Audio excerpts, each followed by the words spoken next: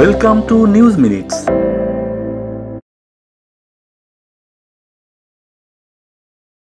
শাহরিয়ার চৌধুরী ইমন, যিনি সালমান শাহ নামে অধিক পরিচিত। ৯০-এর দশকে ঢাকার সিনেমা জগতের সুপারস্টার ছিলেন সালমান শাহ। ১৯৯৬ সালের ৬ সেপ্টেম্বর ইস্কাটনের বাসা থেকে তার লাশ উদ্ধার করা হয়েছিল। আজ তার ২৮তম মৃত্যুবার্ষিকী। ১৯৯২ সালে কেয়ামত থেকে কেয়ামত সিনেমার মাধ্যমে চলচ্চিত্রে আসেন সালমান শাহ। জনপ্রিয় একটি হিন্দি সিনেমার অফিসিয়াল রিমেক ছিল কেয়ামত থেকে কেয়ামত। এই সিনেমাটি মুক্তির পর থেকেই ব্যাপক জনপ্রিয় হয়ে ওঠেন সালমান।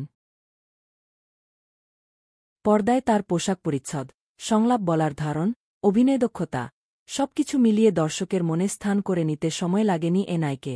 মাত্র ৪ বছরে ২৭টি সিনেমায় অভিনয় করে ৯০-এর দশকে বাংলাদেশের চলচ্চিত্রে আলোড়ন তুলেছিলেন নায়ক সালমান শাহ।